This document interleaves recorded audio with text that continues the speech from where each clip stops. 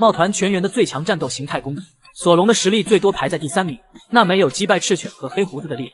布鲁克看着是个不正经的糟老头子，见到美女就想看看人家的胖子。其实他是草帽团的一大宝贝，去蛋糕岛的时候偷来了路标历史证物。布鲁克是黄泉果实能力者，最强的形态就是变身为灵魂之王，对战四皇大妈也有一战之力。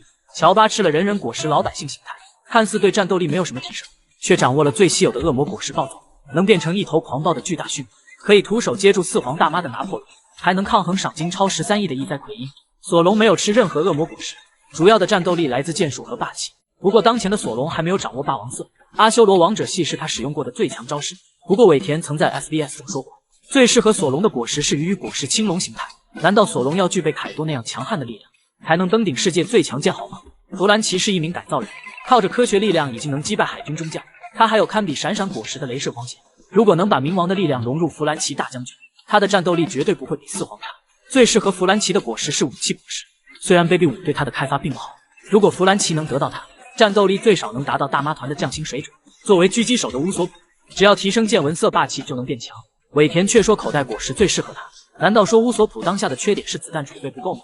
罗宾从小就有恶魔之子的称号，加入草帽团之后很少战斗，在鬼岛对战黑色玛利亚，用花花果实制造出一个巨大恶魔，这就是罗宾的最强形态。海军给了他9亿3000万贝利的赏金，也是认可罗宾有接近大将的实力。自从山治觉醒体内的血统因子，他的最强形态就是化身恶魔，力量、速度和恢复力都堪称无敌，击败赏金超13亿贝利的异灾奎因，战斗力绝对能抗衡海军大将。由于透明果实已经被溪流吃掉，尾田觉得山治可以吃下游泳果实。难道说是游泳去女澡堂偷窥吗？得到雷云宙斯后的娜美，战斗力已经能达到飞6包的水准。尾田在 SBS 中说，响雷果实最适合娜美，只要吃掉它就能变成天后女王，拥有世界上最强的力量，除了路飞任何人都可以击败，说不定打赤犬和黑胡子都不是问题。其实有了雷云宙斯，等同拥有了减配版的响雷果实。如今的娜美已经很强了，路飞的最强形态不用说了，就是武当状态下的太阳神妮塔。当下路飞还缺少让见闻色失效的见闻杀，已经霸王色的等级修炼。盛平是鱼人擅长在大海中战斗，尾田也没有给他安排适合的恶魔果实，靠着鱼人空手道的盛平就是他的最强形态。田再次加强鹰眼的战斗力，不输现在的任何一位四皇。打拥有2颗果实的黑胡子很轻松，鹰眼的实力有没有四皇级别，一直是海女们争论的话题。有人说他曾经与香克斯多次决斗，据说每一次都是不分胜负，而且当时的香克斯还没有断掉左手，可见鹰眼绝对拥有四皇级实力。不过也有海米说，鹰眼在顶上战争攻击白胡子，斩击被钻石乔治挡下。鹰眼也强调主动攻击，只是想测试一下自己与世界最强男人的差距。可见在他的心目中，自己与白胡子的战斗力还存在不小的差距。在世界会议期间，藤虎联手利库王等人提议将七武海制度废除，之后克洛克达尔提议鹰眼联手与巴基一起成立了十字工会。随之鹰眼的往事公布，曾经是一位海军猎人，赏金高达35亿9千万。刚当上四皇的路飞是30亿，巴基是31亿8900万，都比鹰眼低很多。而且海军在介绍鹰眼的时候特意强调，他的剑术比四皇香克斯更强。如此来看，鹰眼的真正实力不输四皇，也不会比香克斯有什么差距。自从路飞在鬼岛击败凯多后，霸王色缠绕攻击已经是顶级强者的标配。香克斯用一招罗杰使用过的神臂，秒杀了赏金30亿贝利的基德。卡普用一招霸缠攻击银河冲击，几乎摧毁了蜂巢岛的一座城镇。鹰眼的霸王色缠绕攻击到底有多强，还需要后面的剧情加以证明。得知七武海制度被废除后，黑胡子立马带着2个手下攻打九蛇岛，目标不是霸占第一美女汉库克当老婆，而是抢夺超人系甜甜果实。黑胡子是看过恶魔果实图鉴的人，甜甜果实有何特殊能力他最清楚。不过在攻打九蛇岛的时候，海军也派遣了赤天使去抓女帝汉库克。赤天使鹰眼与黑胡子爆发战斗，从场面上看，赤天使鹰眼并不落下风，黑胡子对赤天使也很畏惧，迫不得已开启暗暗果实才将小鹰眼逼退。贝加庞克利用七武海的能力创造赤天使，战斗力不会超越真正的七武海，小鹰眼都能让黑胡子感到棘手。如果是真正的鹰眼与他展开决斗，即便黑胡子拥有阵阵果实和暗暗果实，想打赢第一剑豪也非常困难。首先，鹰眼米霍克并不是能力者，暗暗果实对他来说并没有克制作用，而且鹰眼能打造出黑道，也能与香克斯打成平手，霸气的修炼绝对不弱。黑胡子目前的弱点就是霸气不强，能不能打过现在的鹰眼还真不好说。4颗神级果实黑胡子没有抢到手，能力者全部是帝王，其中3人有大将级战斗力。第一颗是超人系甜甜果实，能力者是波雅汉库克，被世人称为女帝，据说实力很接近大将。得知七武海制度被废除后，黑胡子立马带着2个小弟攻打九蛇岛，大九和戴鹏被瞬间石化。黑胡子趁机抓住汉库克，却不敢下杀手。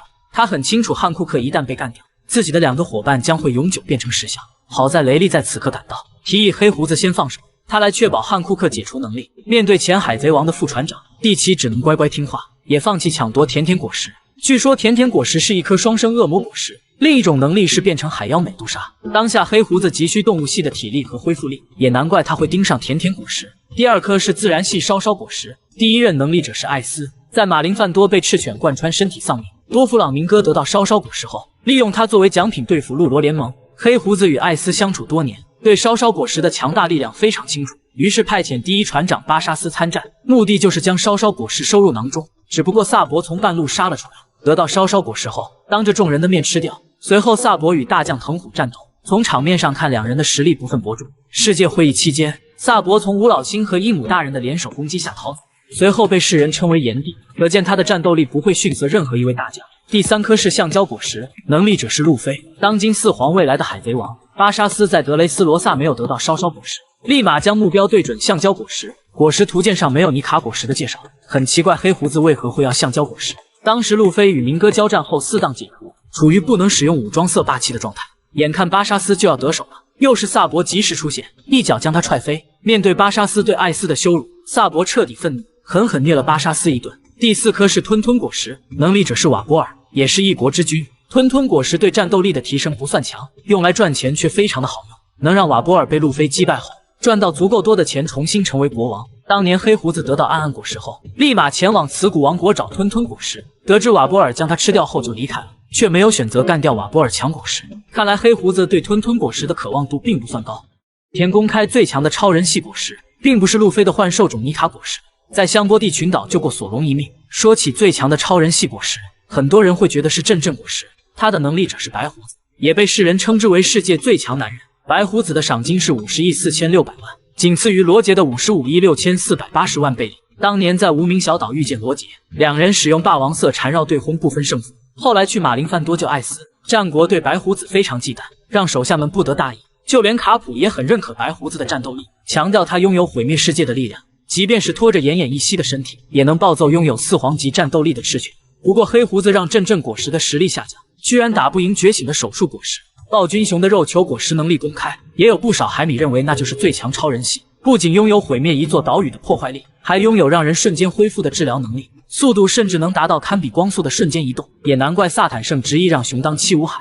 不过暴君熊没有击败过顶级强者，肉球果实很难成为最强的超人系。经过鬼岛屋顶一战，路飞的尼卡果实绝对算上的最逆天的果实，不仅拥有世界上最胡来的力量战斗，还拥有心脏之骨能瞬间恢复，甚至还能凭空造物进行战斗，就连世界最强生物凯多都不是其对手。现在的路飞已经成为赏金30亿的4皇，战斗力也绝对在海军大将之上。不过尼卡果实到底属于超人系还是动物系，目前还没有准确的定论。在最新的漫画1101话中，尾田公布了碎碎果实一项非常逆天的能力。波妮不仅能改变他人和自己的引领，还能让未来的时空产生扭曲。9岁的波妮就利用扭曲时空的能力，变成太阳神尼卡击败了阿尔法。既然波妮能扭曲未来的时空，也可以说碎碎果实拥有预见未来的能力。2年前在香波地群岛，波妮变成一个小女孩，将索隆扑倒在地，应该就是预见到索隆会真的拔刀战斗，干掉天龙人查尔罗斯社。还有波妮利用碎碎果实变成尼卡，居然比路飞更早成为太阳神，这也大大增加了波妮的战斗力上限，变成罗杰妥妥的4皇级战力。不过碎碎果实扭曲未来时空以及变成其他人战斗应该什么限定，而且凯多也说了恶魔果实都是浮云，只有霸气才能凌驾于一切。波妮对霸气的修炼不强，即便碎碎果实很逆天，他的实力也不会太强。田终于澄清关于艾斯的3个误解，对霸气的修炼天赋远在路飞之上，真正的战斗力也能匹敌海军大将水准。第一个，艾斯不会使用武装色霸气。当年在马林范多对战赤犬，艾斯被嘲笑不会使用武装色，最终火焰被岩浆燃烧，自己也倒在赤犬的岩浆拳头之下。按理说白胡子海贼团的2番队长不可能不会武装色霸气。后来尾田在艾斯的小说中强调，艾斯对武装色的修炼非常有天赋，仅仅跟着白胡子学习了1天，就能熟练掌握武装色霸气的使用。当年路飞跟着雷利学习3色霸气，也用了1年半才掌握基本用法。可见在对霸气的修炼方面，艾斯的天赋已经远远超过了路飞。第2个是艾斯太依赖果实，对体术的修炼不强。不知道为何会有海米认为艾斯的体术不强，这绝对是天大的误解。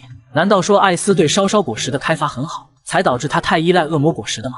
小时候的艾斯是3兄弟中体术最好的，与老虎、鳄鱼战斗都是依靠体术，而且卡普每次去风车村都会用爱之铁拳教训艾斯和路飞，能承受住卡普铁拳的常年熏陶，体术绝对算得上1等1的强者。还有在巴拿马岛对战黑胡子，稍稍果实能被暗暗果实无效化，也能与黑胡子战斗到最后时刻，最终炎帝被黑暗吞没战败。黑胡子的手下也强调艾斯的体术很强，不用果实能力也可以不落下风。第3个是艾斯不配做队长，实力最多是中将级别。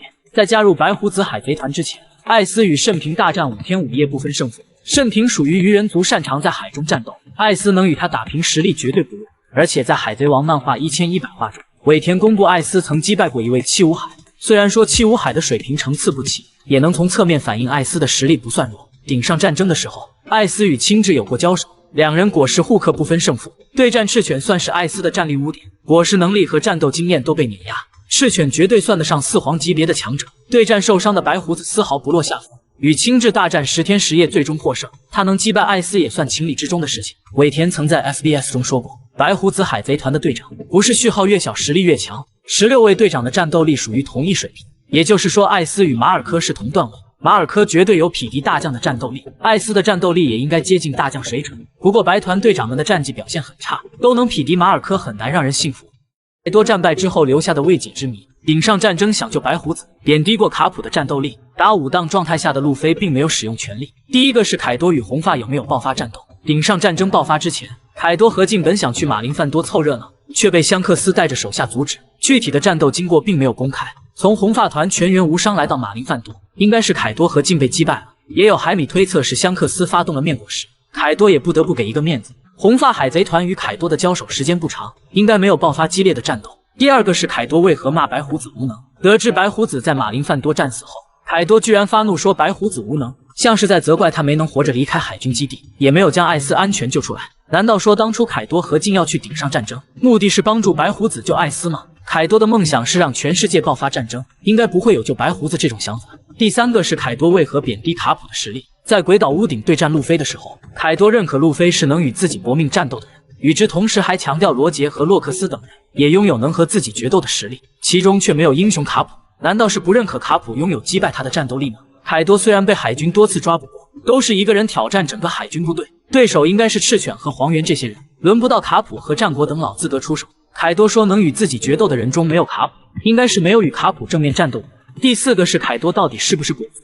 凯多所属的种族一直没有确定，头上长着2个犄角应该属于特殊种族。他与小时候的大和对话时提到，强大的鬼族不可能与人类做朋友。难道说凯多真的来自于鬼族？大和的母亲或许也是鬼族的成员吗？第5个是凯多打路飞为何没用果实觉醒。在弹头岛事件中， CP0 的陆奇和卡库都掌握了动物系果实觉醒能力，不过凯多在对战路飞的时候却没有使用最强的果实觉醒状态。凭借凯多对恶魔果实开发的天赋，将鱼与果实开发到觉醒状态很轻松。凯多之所以没有使用觉醒能力，要么是觉得打路飞不需要使用底牌，要么就是对路飞放水了。他想看看路飞到底会不会成为乔伊波伊。凯多经历过非常悲惨的童年，也期待太阳神妮卡拯救世人的故事会成真。卡塔库利的真正战斗力公开，天赋和技能不输任何海军大将。黑胡子对他的评价果然没有错，在所有皇父之中，卡塔库利的赏金不算高，只有10亿5700万，不仅比13亿900万的岩灾境低，甚至还没有刚当上皇父的索隆高。不过卡塔库利算得上6边形战士，对3色霸气的修炼都是高水准。武装色霸气没达到流鹰层级，也比当年路飞的武装色硬度高。见闻色不像红发那样掌握见闻杀，也能达到短暂预见未来的水平。很小的时候便觉醒了霸王色霸气，应该还没有掌握最顶尖的霸禅攻击。在所有的海军大将之中，目前只有从大将升职为元帅的战国拥有霸王色，赤犬、青雉以及黄猿都未确定有霸王色。这一项天赋明显不如卡塔库利，对超人系诺诺果实的开发也非常完美，甚至一度被认为他吃了自然系，也将果实开发到了觉醒状态。当年只有4档的路飞被他完全吊打，虽然被开挂的路飞击败，但从路飞疑惑的眼神来看，未必是卡塔库利真的输了。在剧场版红发歌姬中，当卡塔库利出现时，红发海贼团也颇为惊讶，而且卡塔库利的见闻色预见未来，对战歌之魔王也起到了不小的作用，不过却遭到了香克斯的调侃，见闻色预见未来可不是他一个人会。可见在香克斯看来，卡塔库利是一位强者，但还算不上顶级水平。在所有的皇父之中，也只有卡尔一个人展示过见闻色预见未来。马尔科和静对霸气的修炼不算强，溪流太依赖果实，霸气修炼也不会强。索隆刚刚觉醒霸王色霸气，对见闻色的修炼也未展现出很强的水准。本贝克曼据说拥有4皇级别的水准，也拥有不输任何大将的霸气修炼。可是，在对抗基德海贼团时，他询问香克斯是否看到了不得了的未来。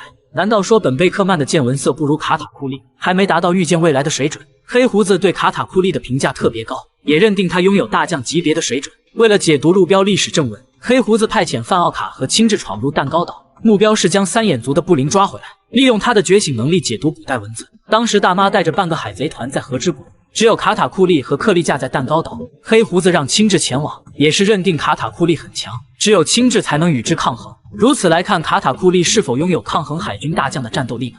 军雄身上的所有谜团揭晓。当年救路飞并不是因为多拉格，他从赤犬手下逃走是要干掉波尼的父亲。萨博曾在玛丽乔亚说过，大雄曾经是一个非常温柔的人，从他的成长经历也能确定这点，宁愿自己受苦也要拯救他人。不管是对待普通的老百姓，还是年幼的波尼，大雄都特别温柔。他为何会有暴君的称号？从他和金妮的往事可以找到答案。金妮和大雄一起长大，还曾向他求婚，可惜被天龙人绑架做老婆。大雄得知此事后，在战斗中异常凶残，因此被世人称之为暴君。据说大雄加入七武海是因为曾经当过革命军，为了活命才选择妥协。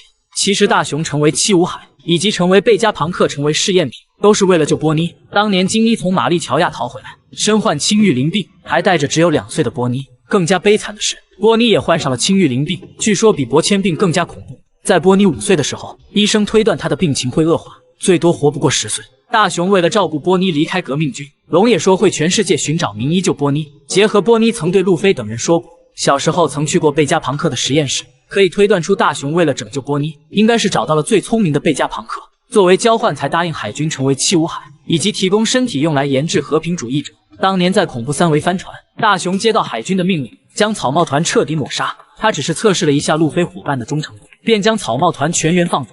后来又在香波地群岛当着大将黄猿的面，将路飞等人全部救走。顶上战争完结之后，大雄回到香波地群岛守护桑尼号2年。很多人都认为路飞的老爸是多拉格，大雄才会对草帽团如此好。其实大雄很早就知道尼卡，或许也知道橡胶果实雨就是幻兽尼卡。他舍弃性命帮助草帽团，就是想看到太阳神尼卡拯救世人的一天。世界会议之后，革命军的队长们救回大雄，可他并没有跟着龙，而是一个人又回到了圣地玛丽乔亚，被赤犬重伤后不知所踪。结合好友金妮曾是天龙人的妻子，不难推断大雄接下来的行动目的就是找到曾经绑架金妮的天龙人，也就现在波妮的父亲，然后干掉那个天龙人，为挚友金妮以及现在的波妮报仇。不得不说，大雄才是海贼王最惨的人，一生悲惨都是在为他人活着。四皇大妈被击败，留下5个谜团。卡塔库利与凯多的关系确定，罗杰曾经把她当作妹妹看待。第一个就是大妈是否还活着。被罗和基德打败后，大妈与凯多跌入岩浆，按理说不可能生还。她的女儿布林也曾说过，如果妈妈还活着，黑胡子就不敢如此嚣张。可见布林已经认为大妈战死河之国。不过大妈创造的宙斯却没有消失。众所周知，能力者一旦丢掉性命，他所吃的恶魔果实能力也会随之消失。雷云宙斯却和娜美的天后棒融为一体，难道说大妈洗过岩浆澡还活着吗？第二个就是卡塔库利的父亲到底是不是凯多？很多海迷推测凯多是卡二的父亲，因为2人的装扮有很多相似之处，从年龄上看就不成立。卡塔库利48岁，凯多59岁，2人只相差11岁。凯多11岁的时候还没做海贼，也没有与玲玲相识，更不可能生孩子。从夏洛特玲玲的过往经历来看，卡塔库利的老爸很可能是长面包。第三个是大妈有没有吃掉修女获得魂魂果实。在玲玲5岁生日的那天，她爆发了嗜食症，醒来之后羔羊之家被毁，她也获得了魂魂果实的能力，很自然的会觉得是她吃掉了莫罗修女。不过莫罗修女的衣服却完整的留在地上，更像是修女霸占了大妈的身体。而且大妈身体中存在2种人格，一种是天真的孩童，很像小时候的玲玲，另一种是邪恶的一面，更像是狡诈的修女。难道真是她在用大妈的身体？第四个就是大妈与大和是不是母女？当大和以女儿身登场时，就有海迷认为大和是凯多和大妈的女儿。从大妈年轻时的样貌来看，与大和还是有点相似，尤其是2人的眼睛。不过在洛克斯海贼团被卡普击败之后，大妈和凯多也就分道扬镳了，2人都在忙着壮大自己的海贼团，特意见面生一个大和出来也不合理。第5个就是罗杰对大妈的称呼为何那么亲切？38年前2人在神之谷有过交战，之后2个海贼团也有过一次交手。罗杰在提及路标历史正文时说，曾经从玲玲的手中抢到过一块。从话语中可以看得出来，罗杰没有把玲玲当敌人，更像是妹妹。大妈在和之国被基德和罗击败后，也在询问罗杰 One Piece 到底什么，从中也能看出他没有把罗杰当敌人。不得不说，2人的关系的确不简单。田再次公布最强的恶魔果实，输出力能超越赤犬与艾尼路之核，也是最适合索隆吃的一颗果实。最强的恶魔果实是哪一颗，一直没有准确的定论。有人说是超人系阵阵果实，拥有毁灭世界的力量。从白胡子被誉为世界最强男人来看，可见阵阵果实确实强大。当年草帽团去空岛冒险时，对手是吃了自然系响雷果实的艾尼路，大招雷鹰能轻松摧毁一座岛屿。娜美也强调雷电是最强的攻击，如果不是路飞的橡胶能免疫雷电，很难想象用什么方式能击败艾尼路。蒂奇在白胡子的船上潜伏20多年，目标就是得到自然系暗暗果实。黑胡子说他是最强自然系果实，拥有世界上最邪恶的力量，不仅能吸收任何事物，还能让对手的果实失效。弱点是不能元素化。黑胡子仗着暗暗果实的邪门力量，击败赏金5亿5千万的火拳艾斯，对战伤病缠身的白胡子，场面上一度占据优势，却差点被老爹干掉。从此也可以确定黑胡子在说谎。暗暗果实还算不上最强的果实，霸王色缠绕攻击出现后，不用接触到对方，也能造成强大的伤害。在对战黑胡子的时候用霸缠攻击，就不会被黑暗力量消除果实能力。经过马林范多一战，赤犬被认为是最强大将，不仅干掉了火拳艾斯，还与白胡子1对1战斗。虽然自己被揍了一顿，也重创了白胡子，与青雉爆发元帅争夺战。经过10天10夜的鏖战，以微弱的优势获胜。之后尾田在赤犬的生命卡中强调，岩浆果实拥有最顶尖的攻击力。不过在尼卡果实觉醒后，岩浆果实和暗暗果实都应该算不上最强，毕竟路飞用传说中最胡来的力量击败了世界最强生物凯多。在神之谷大战的经过公开后，伊万科夫不经意地说出最强系果实不是暴君熊所吃的超人系肉球果实，而是后来被凯多吃下的青龙果实。从凯多在鬼岛战争的表现能确定，可以操控火焰、狂风和雷电，即便是岩浆果实与响雷果实加在一起，也未必有凯多的青龙强悍。而且尾田还在 SBS 中说过，最适合索隆吃的果实就是青龙果实。不过凯多被路飞击败，消失在岩浆中，青龙果实也很难重生了吧。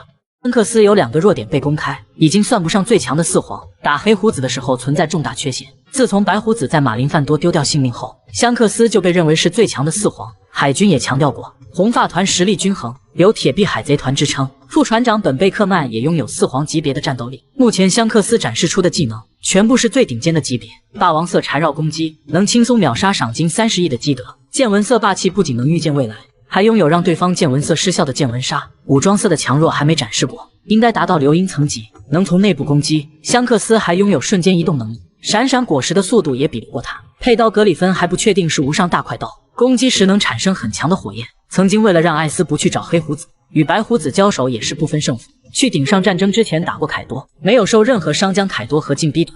赤犬的岩浆拳头被挡下后，见到对手是香克斯，也吓出一身冷汗。路飞击败凯多后也成为4皇，还觉醒了幻兽种尼卡果实，与海军大将黄猿交战。虽然能打赢对方，自己也失去了战斗力，可见他的实力不算顶级4皇，战斗力也绝对比不过香克斯。不过香克斯存在2个重大缺陷，会影响到红发海贼团整体实力。第一个就是附属海贼团太弱，不像白胡子海贼团那样都是强者。香克斯去巨人岛的时候也能看到，旗下的海贼团连基德都打不过，还得香克斯本人亲自出手，才能保护住旗下老弱病残的船长们。反观现在的4皇草帽团，旗下的大船团都是有战斗力的强者，以后的战争都是大规模的较量，附属海贼团必须参与到其中。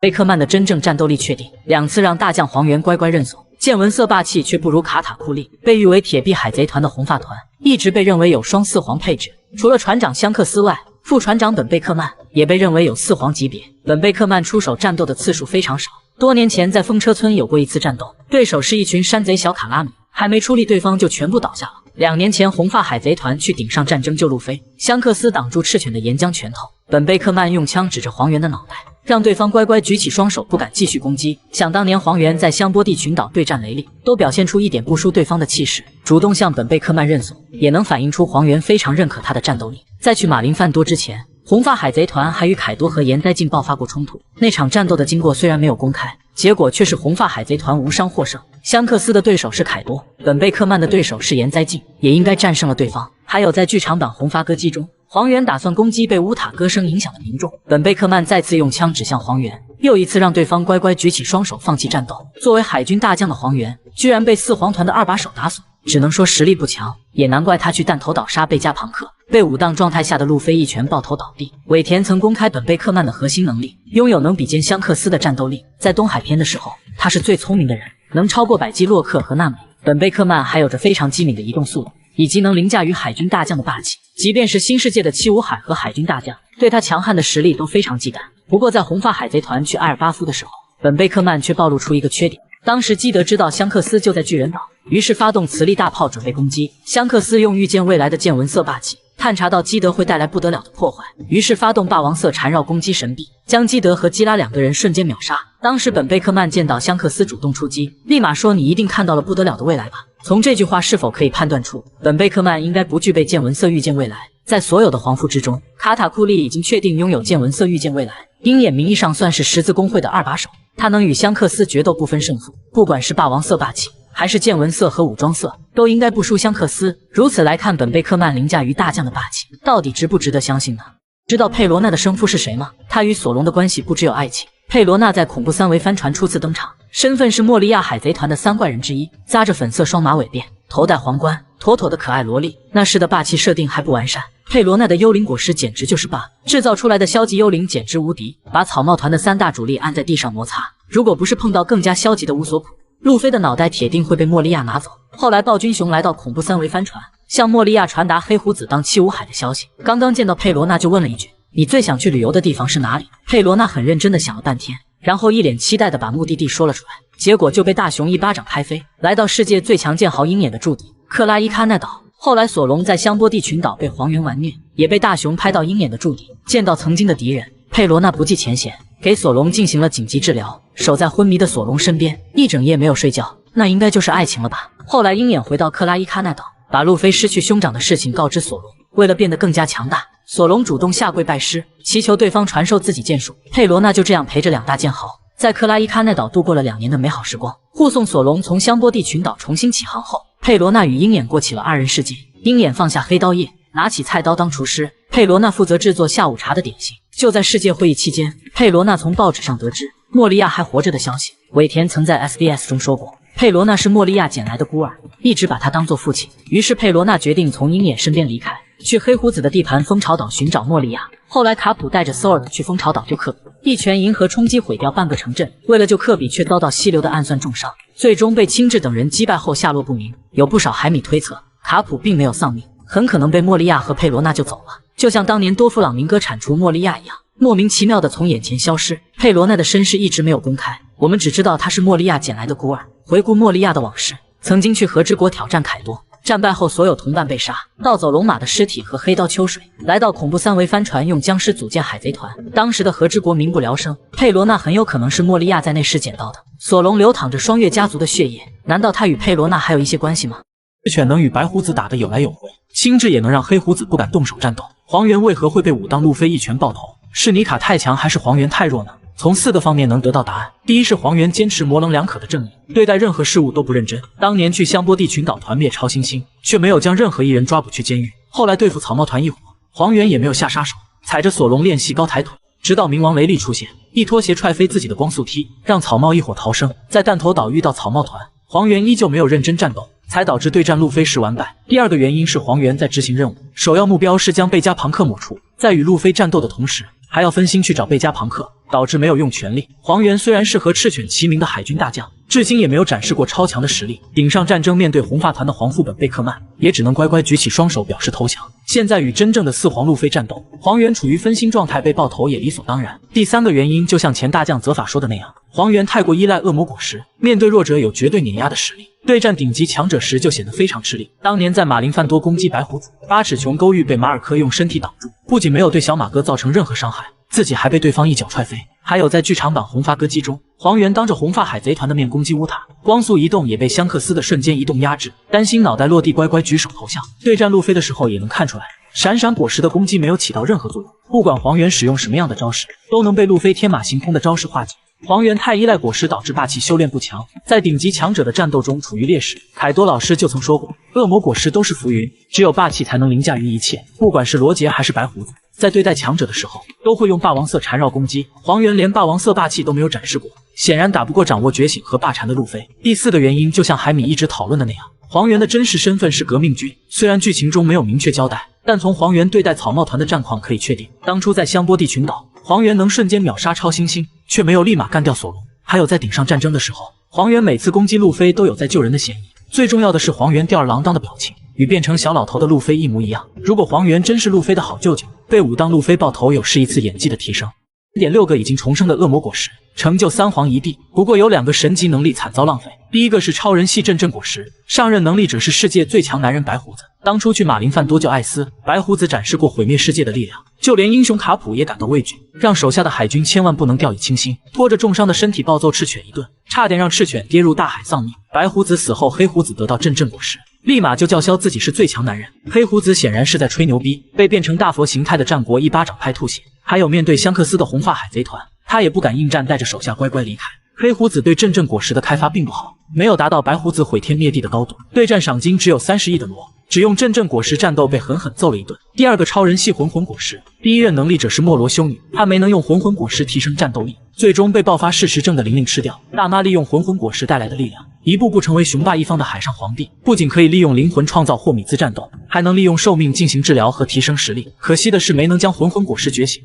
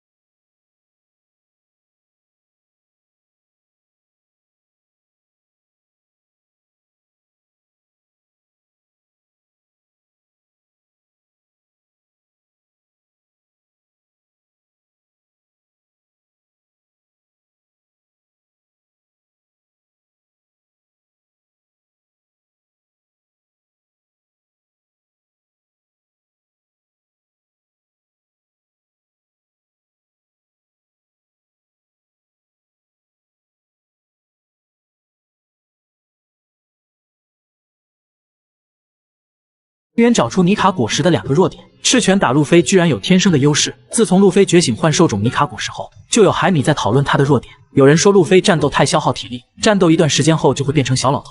不过尼卡果实有心脏之骨，只要鼓声响起就能变成精神小伙。还有人说路飞一直在消耗生命战斗，寿命不足就是最大的弱点。顶级强者之间的战斗最多也就10几天完结，寿命少并不会影响结果。目前黄猿在弹头岛对战路飞，可以发现路飞的武当存在2个弱点。第一个就是害怕利器，也就是刀剑攻击。橡胶果实一直存在这个弱点。顶上战争的时候，路飞还不会武装色，遇到使用刀剑攻击的敌人都是劣势。中将无属并不算什么顶级强者，却能把路飞打得毫无还手之力。与世界最强剑豪鹰眼战斗，面对黑刀叶的攻击，路飞也只能逃跑。现在路飞的武装色已经很强了，可在对战黄猿的时候，脸颊依旧被划伤，可见路飞即便觉醒幻兽种尼卡果实，依旧害怕刀剑等利器的攻击。第2个弱点是害怕高温攻击，路飞不仅一次表示自己要被烫死了，为了保护贝加庞克和同伴们，路飞直接吃掉黄猿射出的激光束，随后就表示自己要被烫死了。橡胶害怕高温的弱点被体现出来，当初5位超新星在鬼岛对战双4火，凯多吐出的热息直接命中路飞，4档状态下的路飞毫发无伤，因为他用橡胶的韧性抵挡住了火焰。后来5档状态下的路飞被热息打中，直接被烧成黑炭模样，凭借心脏之骨的超强恢复力，才化解凯多热息带来的火焰伤害。进入最终的决战时，路飞将拳头变成鬼岛大小，凯多则化身火焰巨龙，两人的招式发生碰撞，路飞被烧得哇哇大叫，说自己要被烫死了。从对战黄猿和凯多的2场战斗，都能看出武当路飞很害怕高温攻击，这不禁让人担忧路飞与赤犬的战斗。从立场上说，海贼与海军必有一战。从个人情感上说，赤犬在马林饭多干掉艾斯，路飞必须得为兄长报仇。赤犬是自然系岩浆果实能力者，尾田曾强调他拥有最顶尖的攻击力，而且岩浆的温度特别高，能将艾斯的火焰燃烧，融化橡胶不算难事。单从恶魔果实的属性上来看，赤犬打武当路飞有明显的优势。不过凯多老师曾说过，恶魔果实都是浮云，只有霸气才能凌驾于一切。路飞已经掌握最顶尖的霸王色缠绕攻击，可以不用接触对敌人造成伤害，不用接触赤犬制造的岩浆也能战斗。如此来看，路飞还会怕赤犬吗？